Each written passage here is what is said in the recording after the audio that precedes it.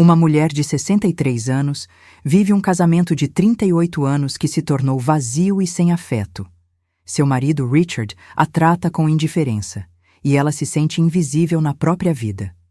Quando ele viaja a trabalho, uma vizinha a convida para aulas de arte, onde ela conhece Vincent, um instrutor de 47 anos que a faz sentir-se viva e valorizada pela primeira vez em décadas. O que começa como uma conexão emocional se transforma em um affair apaixonado. Margaret redescobre sua identidade, sua criatividade artística e a sensação de ser desejada.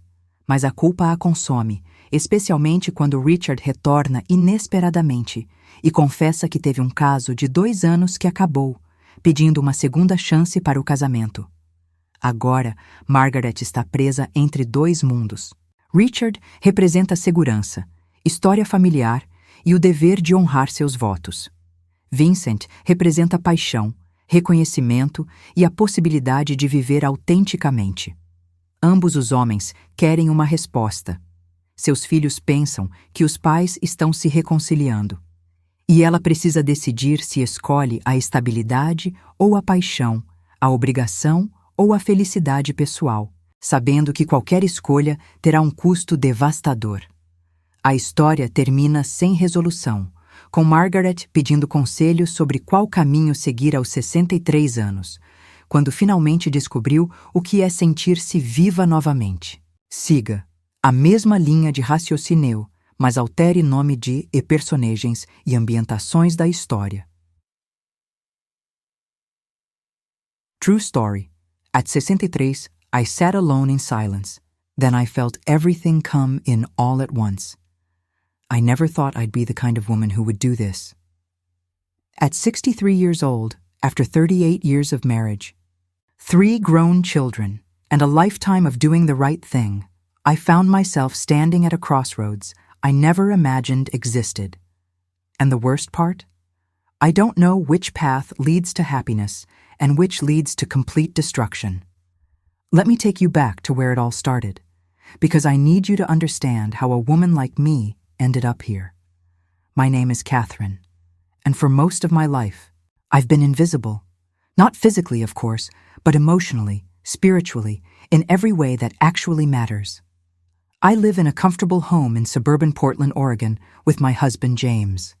We raised our 3 children together, built a life that looked perfect from the outside, attended church on Sundays, hosted Thanksgiving dinners, celebrated anniversaries with polite dinners at nice restaurants. But somewhere along the way, between the mortgage payments and the college tuitions and the routine of everyday life, we stopped seeing each other. Or maybe James just stopped seeing me. I can pinpoint the exact moment I realized I had become a ghost in my own home. It was a Tuesday evening, about 6 months ago. James came home from his job at the accounting firm, walked right past me in the kitchen where I was preparing dinner, grabbed a beer from the refrigerage, and settled into his recliner without a single word. Not, hello, not, how was your day, nothing, just silence. And that silence had become so normal that I almost didn't notice it anymore. Almost. That night, as I set his plate down in front of the television where he ate every single meal, I looked at this man I'd spent nearly 4 decades with and realized I couldn't remember the last time he'd really looked at me, touched me with affection, or said anything that made me feel like I was more than just the person who cooked his meals and did his laundry. Before you judge me for what I'm about to tell you, please understand that I tried. God knows I tried to fix things. I suggested counseling, and James laughed it off, saying we didn't need to pay someone to tell us what we already knew. I planned date nights that he canceled, or sat through in uncomfortable silence, checking his phone every 5 minutes. I bought new clothes, changed my hair, tried to initiate conversations about his work, his feelings, anything to create connection. But it was like trying to have a conversation with a wall. The man I married had checked out emotionally years ago, and I was left living with a stranger who happened to share my last name and my bed, though we hadn't been intimate in over 2 years. Then James announced he had to go to Chicago for 3 weeks for work. 3 weeks. And I felt something I hadn't felt in years. Relief. The house would be quiet, yes, but it was already quiet. At least without him there, I wouldn't have to feel the crushing weight of being ignored in real time. I wouldn't have to watch him choose the television over conversation with me every single evening. I could just exist without the constant reminder of my own invisibility. If you're listening to this and relating to any part of my story, please hit that subscribe button. I need to know I'm not alone in this, and I promise you, what happens next is something you won't want to miss. The day after James left for Chicago, my neighbor Eleanor knocked on my door. Eleanor is one of those women who seems to glow with life, even at 70. She's widowed, active in the community, always trying new things. She'd been taking art classes at the local community center and insisted I come with her. "Catherine," she said, grabbing my hands with genuine warmth, "you need to get out of this house. You need to do something for yourself. When was the last time you did anything just because it made you happy?" I couldn't answer her because I honestly couldn't remember. So I agreed, mostly because I had nothing else to do and the silence in my empty house was becoming deafening. The community center was a 10-minute drive, a cheerful building with colorful murals on the walls and the smell of paint and creativity in the air. The art class was in a bright studio on the second floor, easels arranged in a semicircle, afternoon light streaming through large windows. There were about 12 people there, mostly women over 50, chatting and laughing as they set up their supplies.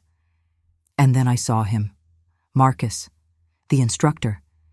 He was standing near the front of the room, organizing brushes and paint tubes, and when he looked up and smiled at the class, something inside my chest tightened in a way I hadn't felt in decades. He was 47, I would learn later, with silver threading through his dark hair, kind eyes that actually saw you when he looked at you, and hands that moved with the confidence of someone who knew exactly who they were and what they loved. He wore paint-stained jeans and a simple gray shirt, and there was something about his presence that felt both calming and electric at the same time. "Welcome, everyone," he said, and his voice was warm, genuine, the kind of voice that made you feel like you mattered. "Today, we're going to work on landscape painting, but more importantly, we're going to work on seeing the world through new eyes. Art isn't about perfection. It's about expression, about letting yourself feel and create without judgment." I picked up a brush for the first time in probably 40 years, not since high school, and something strange happened. As I mixed colors on the palette, as I made tentative strokes on the canvas, I felt something wake up inside me. It wasn't just about the painting. It was about being in a space where I was encouraged to create, to express, to exist as something more than just someone's wife or someone's mother. For 2 hours, I was just Catherine, a woman with a brush in her hand and possibilities spreading out before her like the landscape taking shape on my canvas. Marcus walked around the room, offering gentle guidance, encouragement, actually looking at each person's work with genuine interest. When he stopped beside my easel, I felt my heart race in a way that both thrilled and terrified me. "This is beautiful," he said softly, studying my painting of mountains at sunset, colors I didn't even know I had inside me spilling onto the canvas. "You have a real eye for color, for emotion. Have you painted before?" "Not since I was a girl," I admitted. And when I looked up at him, he was looking at me, really looking at me, like I was someone worth seeing. Not through me, not past me, but directly at me, and I felt something crack open inside my chest. Please don't forget to subscribe and turn on notifications, because what I'm about to share with you next changed everything. And I need you here with me for this journey. I started going to the art class twice a week. At first, I told myself it was just about the painting, about having something to do, about filling the empty hours while James was away. But I'd be lying if I said Marcus wasn't part of the draw. Every class, he would spend time at my easel, not just teaching me technique, but asking me questions. Real questions. About what I saw, what I felt, what inspired me. He asked about my life, and I found myself opening up in ways I hadn't with anyone in years. I told him about my children, about my garden, about the books I loved to read, about dreams I'd had when I was young that I'd somehow forgotten along the way. "You're not just learning to paint," Marcus said to me one afternoon after class, when most of the other students had already left. "You're remembering who you are. I can see it happening. Every week you come in a little more alive." His words hit me like a physical touch. When was the last time James had noticed anything about me? When was the last time anyone had seen me as a person separate from my roles and responsibilities? I felt tears sting my eyes, and I tried to turn away, embarrassed, but Marcus gently touched my arm. Just a simple touch, his hand on my forearm, but it sent electricity through my entire body. "Hey," he said softly. "Whatever you're going through, whatever you're carrying, you don't have to carry it alone. Sometimes we all need someone to remind us that we're more than what life has tried to reduce us to." I should have pulled away. I should have thanked him politely and left. Instead, I started crying right there in that art studio, and Marcus pulled me into a hug that felt like coming home after being lost for decades. He didn't ask questions, didn't push for explanations. He just held me while I cried out years of loneliness and invisibility and quiet desperation. And when I finally pulled back, wiping my eyes and apologizing, he looked at me with such kindness that I felt something inside me shift permanently. "Don't apologize for feeling," he said. "That's the bravest thing any of us can do." After that day, something changed between us. It was subtle at first, an extra moment of eye contact, a hand on my shoulder that lingered just a beat too long, conversations that stretched beyond art and into deeper territory. Marcus told me about his divorce 5 years ago, about how he'd walked away from a corporate job that was killing his soul to pursue art full-time, about his 2 teenage daughters he shared custody with. He told me about loneliness, about the courage it takes to start over, about learning to value authenticity over comfort. And I found myself telling him everything, about the hollow shell my marriage had become, about feeling invisible, about waking up every morning wondering if this was really all there was going to be for the rest of my life. He listened like my words mattered, like I mattered, and for the first time in I don't know how long, I felt seen. If you're invested in this story, hit that subscribe button now, because what happens next is the part I'm most afraid to tell you, and the part I most need to share. 3 weeks passed, and James came home from Chicago. I picked him up from the airport, and the first thing he said to me wasn't, "I missed you," or "It's good to be home." It was, "Did you remember to pick up my dry cleaning?" That's when I knew, with absolute certainty, that nothing had changed. Nothing was going to change unless I changed it. I kept going to the art classes. James didn't even notice my twice-weekly absences or ask what I was doing. He settled back into his routine like he'd never left, recliner and television and silence. Meanwhile, I was coming alive in ways I'd forgotten were possible. My paintings were getting better, more confident, more expressive. Eleanor commented on how different I seemed, how there was light in my eyes again. But it wasn't just the art, it was Marcus. One evening, after a particularly intense class where we'd worked on abstract expressionism, pouring emotion onto canvas with bold strokes and vivid colors, Marcus asked if I wanted to grab coffee. Just coffee. Just 2 people who'd become friends talking about art and life. I said yes without hesitation, without even thinking about whether I should. We went to a small cafe near the community center, sat in a corner booth, and talked for 3 hours. About everything and nothing. About the books we loved, the places we wanted to travel, the small moments of beauty we noticed in everyday life. He made me laugh in a way I hadn't laughed in years, deep, genuine laughter that came from joy rather than politeness. When he walked me to my car, the October air crisp and cool, he took my hand. Just held it for a moment, his fingers intertwined with mine, and looked at me with an intensity that made my breath catch. "Catherine," he said quietly, "I know this is complicated. I know you're married. But I need you to know that spending time with you is the best part of my week. You're extraordinary, and I hope someone in your life is telling you that regularly, but if they're not, I want to. I should have pulled my hand away. I should have reminded him that I was a married woman, that this was inappropriate, that we needed boundaries. Instead, I squeezed his hand back and heard myself say, "You're the only person who makes me feel like I exist." The next week, coffee turned into dinner. Dinner turned into long drives where we'd park somewhere overlooking the Columbia River and talk until the stars came out. And then one night, in his car with rain pattering on the windshield and the city lights blurring in the distance, Marcus kissed me, and I kissed him back. And for the first time in decades, I felt alive in every cell of my body. I felt desired, cherished, seen in a way that made me remember I was still a woman with needs and wants and the capacity for passion. Please subscribe if you're still with me, because I need to know you're here, that you understand how a woman gets to a point where she does something she never thought she'd do. What started as one kiss became something more. I'm not going to give you explicit details, because that's not what this is about. This is about the fact that at 63 years old, I discovered that I wasn't dead inside after all. Marcus made me feel beautiful, desired, valued in ways my husband hadn't in so many years I'd lost count. When I was with Marcus, I wasn't just James's wife or my children's mother.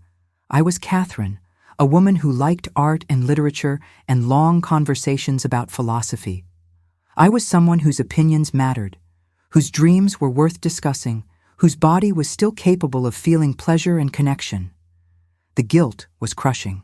Every time I came home from being with Marcus, I would look at James sitting in his recliner, completely unaware that his wife had just spent hours in another man's arms, and I would feel like the worst person in the world.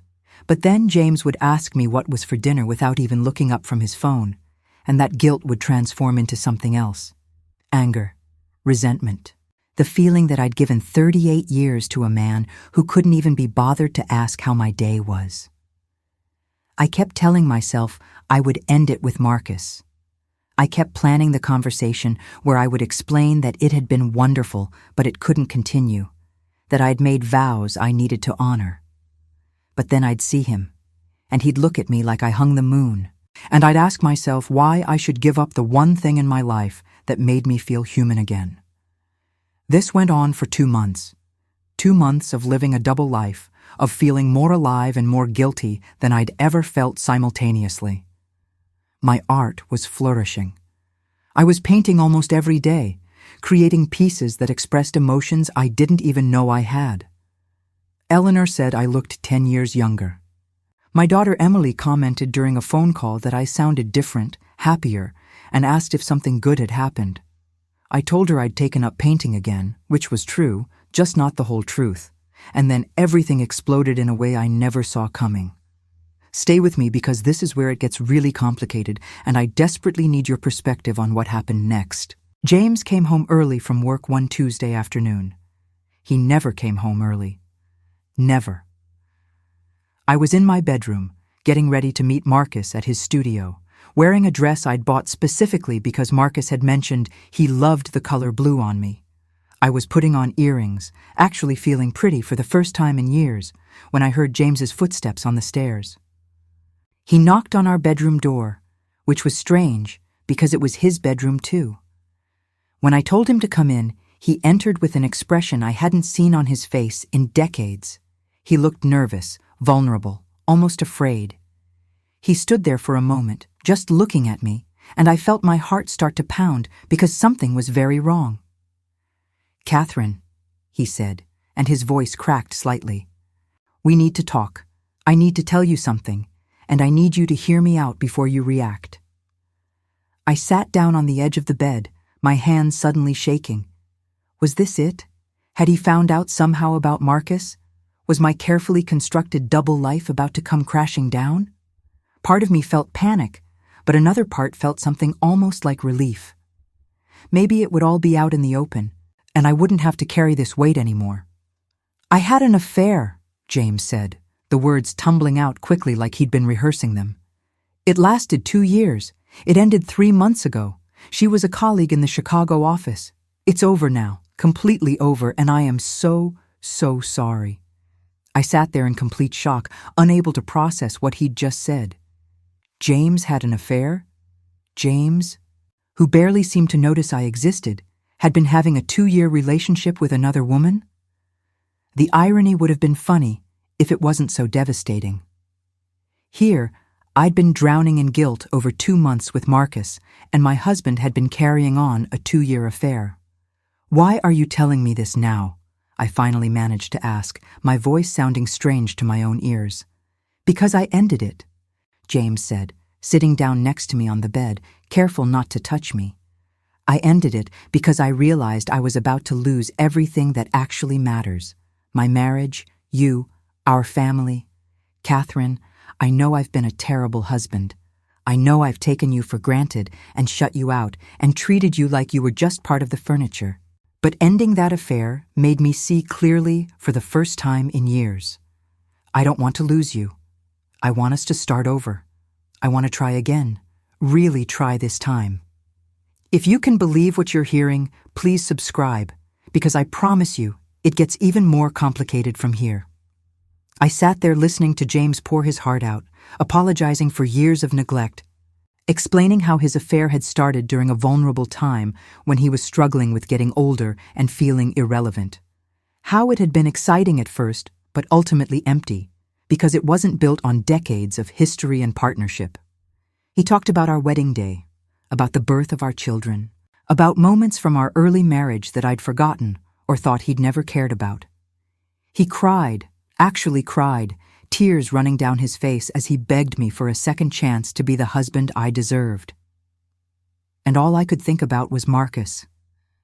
About the plans we'd been making, tentative and unspoken, but there nonetheless. About how he'd asked me just last week if I'd ever thought about what would happen if I left James, if we could have a real relationship instead of stolen moments. About how I'd started to imagine a life where I wasn't invisible, where I was cherished every single day. "I need time," I told James, my mind racing. "I need time to process this. You've had months to think about this decision. You ended your affair 3 months ago, which means you've had 3 months to prepare for this conversation. I need time." James nodded, looking both relieved that I hadn't thrown him out immediately and terrified that I might. He moved into the guest room that night, giving me space, and I called Marcus, told him I couldn't see him, that something had happened with James and I needed to figure things out. I could hear the hurt in Marcus's voice, the fear that I was choosing my marriage over him, but he said he understood, that he'd wait, that whenever I was ready to talk, he'd be there. I spent 3 days barely sleeping, my mind spinning in endless circles. On one hand, there was James, 38 years of history, 3 children who would be devastated if we divorced, financial security, social standing, the comfort of the familiar, even if that familiar had been slowly suffocating me. And now, apparently, a husband who was finally willing to fight for our marriage, who'd ended his own affair and wanted to recommit to our vows. On the other hand, there was Marcus. Passion I thought I'd never feel again. Someone who saw me, truly saw me, and valued what he saw. The possibility of living authentically, of being with someone who chose me every single day, not out of obligation, but out of genuine desire.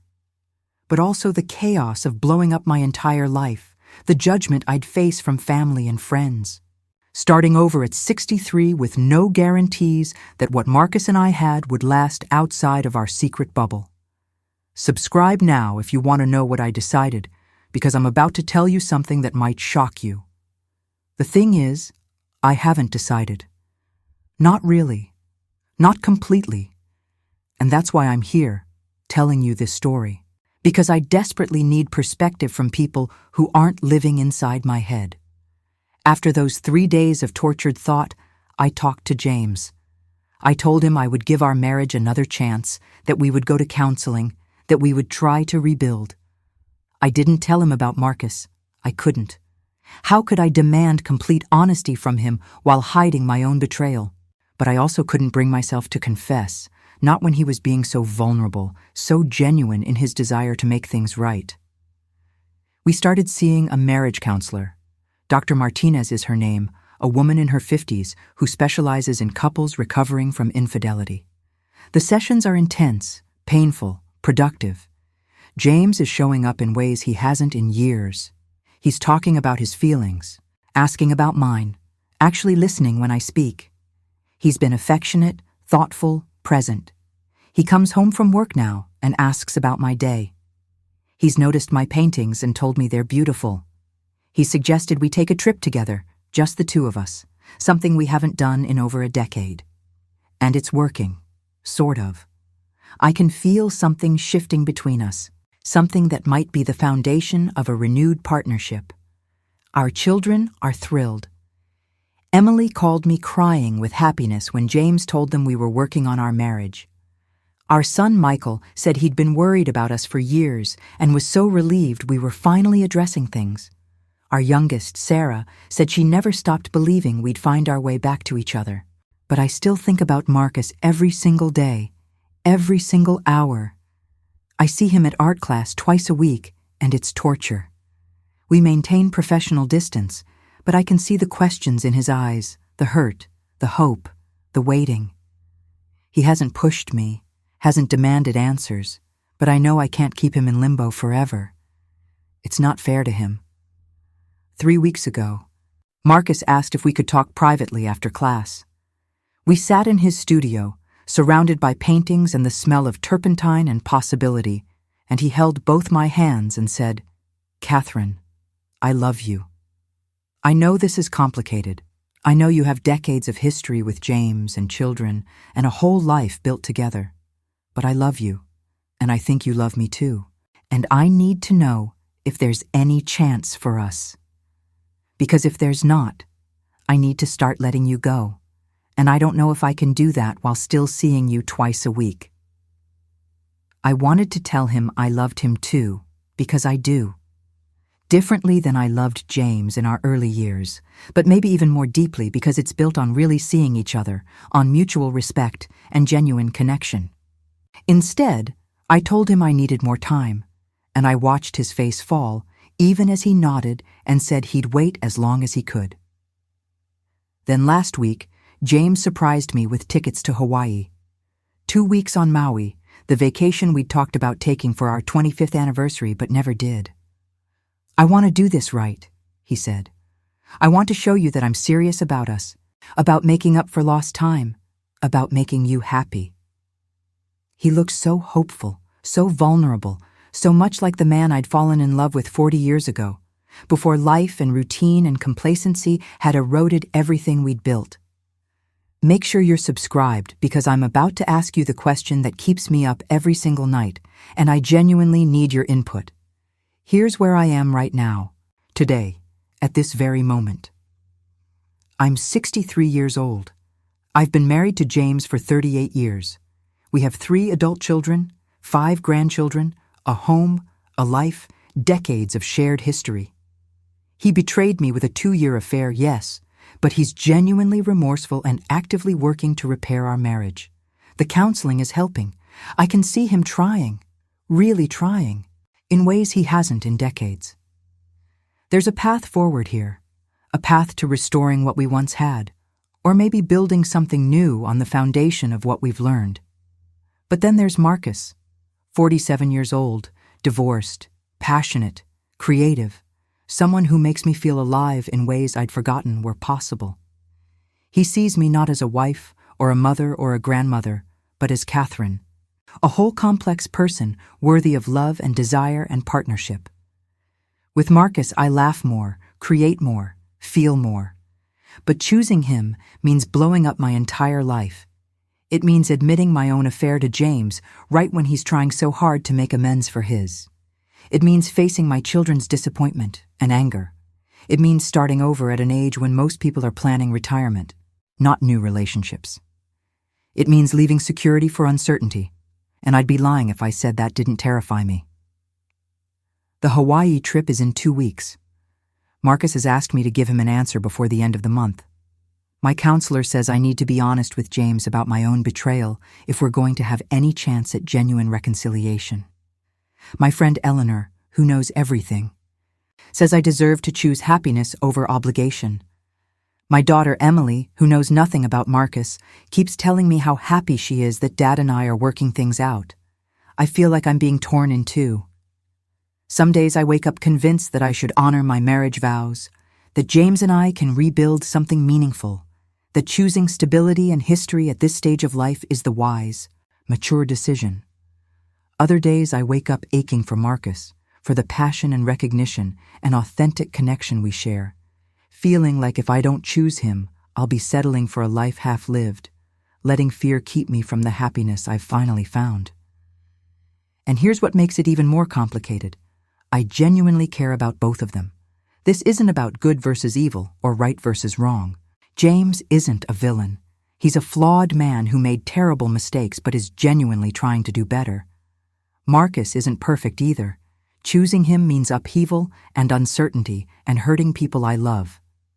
There's no clean answer here, no choice that doesn't involve pain and loss. Please, please subscribe and share this story, because I need to hear from people who aren't emotionally invested in my decision. I need perspective. So I'm asking you, everyone listening to this story, what would you do if you were me? Would you choose the security of a marriage that might be repairable? Honor the vows you made decades ago? Give your husband the second chance he's asking for? Would you think about your children and grandchildren, about the family unit you'd be breaking apart, about the life you've built over nearly 4 decades? Or would you choose the passion, the connection, the feeling of being truly seen and valued for the first time in decades? Would you say that life is too short to settle for anything less than being cherished, that you deserve happiness even if it comes with upheaval, that being authentic is worth the cost? Would you risk everything familiar for the possibility of real love at 63? I sit with this question every single day. When I'm in counseling with James, working through our issues, seeing him vulnerable and committed, I think I should stay. When I see my paintings, the ones I created because Marcus helped me rediscover that part of myself, I think I should go. When my grandchildren FaceTime me and James together, looking so happy that Grandma and Grandpa are back together, I feel the weight of obligation. When I'm alone at night and I remember what it feels like to be held by someone who chose me freely, not out of duty, I feel the pull of possibility. Marcus told me last week, "Catherine, whatever you decide, I'll accept. But I want you to know that I see a future with you.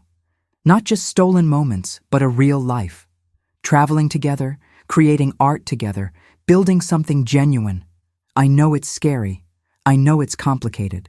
But I also know that we deserve to be happy, and together we are." James told me this morning, over coffee, "Catherine, I know I can't undo the past. I know I hurt you deeply, long before my affair, just by taking you for granted and shutting you out. But I want the chance to spend whatever years we have left making it up to you. We built this life together. Let's rebuild it better." If you've made it this far in my story, thank you. Thank you for listening, for not judging, for trying to understand how a woman gets to this point. Please subscribe, leave a comment, tell me what you would do in my shoes. Would you choose history or possibility? Security or passion? Obligation or authenticity? I have 2 weeks until Hawaii. I have less than a week until I need to give Marcus an answer. And I honestly don't know which choice will lead to happiness and which will lead to regret.